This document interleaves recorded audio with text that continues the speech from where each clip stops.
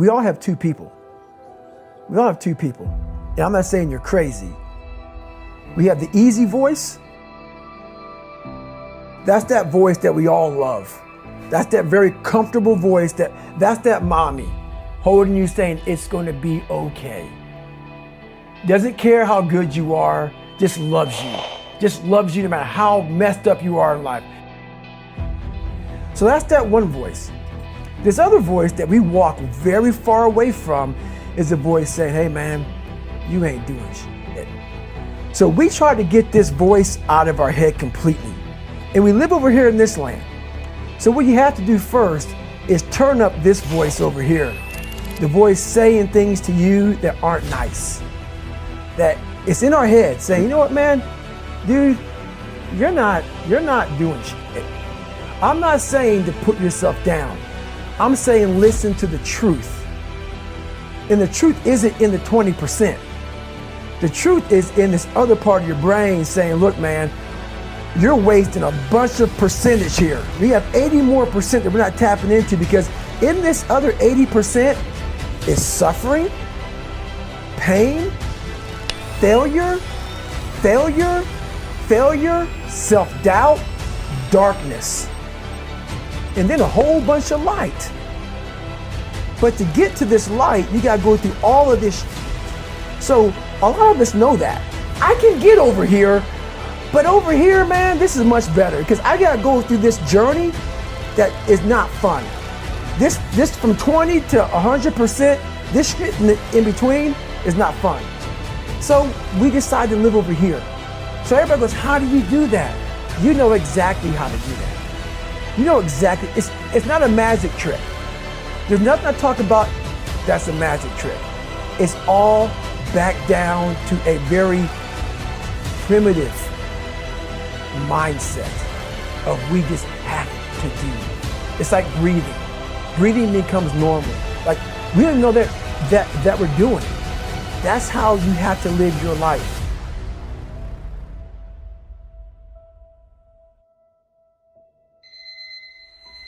When that alarm clock goes off at 4 or 5 in the morning, your mind says no. You just say, it's just what we do. It's what we do now. Because to get to where you want to go, the amount of pain involved, I'm not saying physical, I'm not saying you got to break yourself off. The amount of mental pain of how many times you're going to have to do something that you don't want to do to get to where you want to go.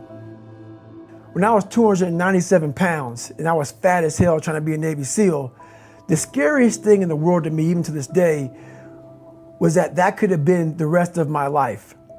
I thought then I was trying hard. That's the scariest thing in the world. I thought then, 297 pound, working for Ecolab, spraying for cockroaches, making $1,000 a month. I thought that was me at my 100% potential.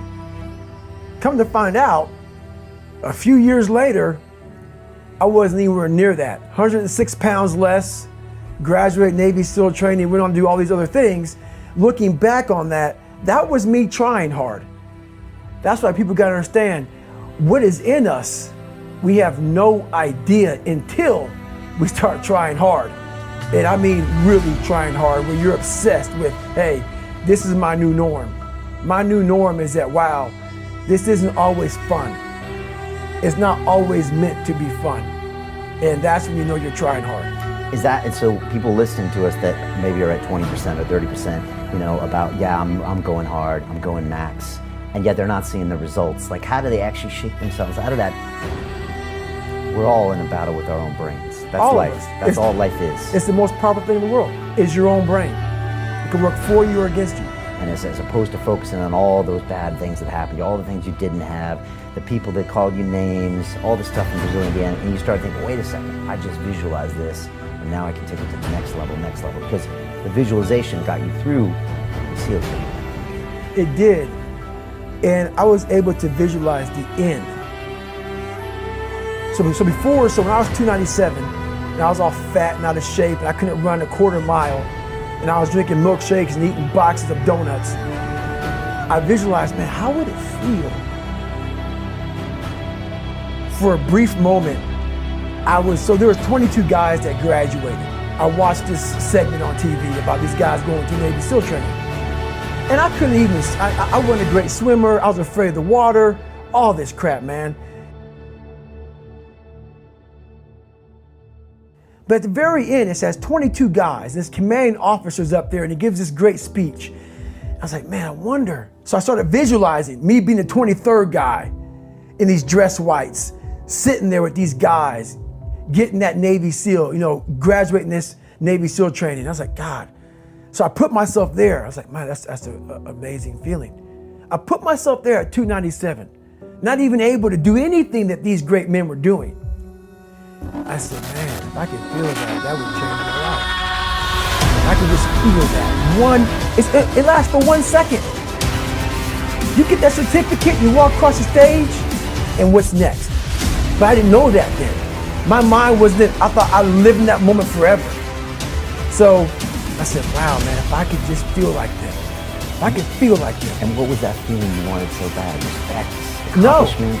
victory. I wanted to win. Not like beat somebody else. It wasn't about that.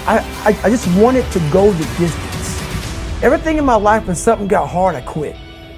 If it was reading, that's where, I wasn't great at reading. I wasn't great at writing, so I just quit. I couldn't catch on as fast as you. I had to work harder than you, so I quit. I wasn't great at things, so I quit. I'm not good at this. Like, man, if I could just go that distance, that extra mile, to just go, just to finish. I want to finish. I want to feel victory. And victory for me wasn't winning, it was just finishing. So I said, you know what? If I could feel like these guys feel, it would change my life. But what I realized, the best feeling I had was when I was by myself trying to lose this weight. I had to lose it in literally less than 3 months. 106 pounds in less than 3 months. And literally, I started feeling victory just by putting myself in the battle. It wasn't about going to Navy SEAL training. It wasn't about being the 23rd guy in that chair. I started realizing, man, just by going to war with myself every day and putting these challenges and these goals and these obstacles, these insurmountable obstacles. So it wasn't about losing 106 pounds. Me losing 5 pounds was an accomplishment. Me losing 10 pounds and then 50 pounds. And then the more I did this, the more I gained confidence. And then the more I gained confidence, the more I realized these guys can't do what I'm doing right now. I had no coach, had no trainer, had no money. I didn't know how to lose weight. I had no knowledge of what I was doing. I was just working. I was just sacrificing. And then through that, all these different tools started coming up. But I would have never found these tools if I didn't put myself in a very uncomfortable place. We all look for toughness. We all want it, but we look for it in a comfortable environment. You will not find toughness in a comfortable environment. Those of you who are listening to this, whoever hear this, you will not find it.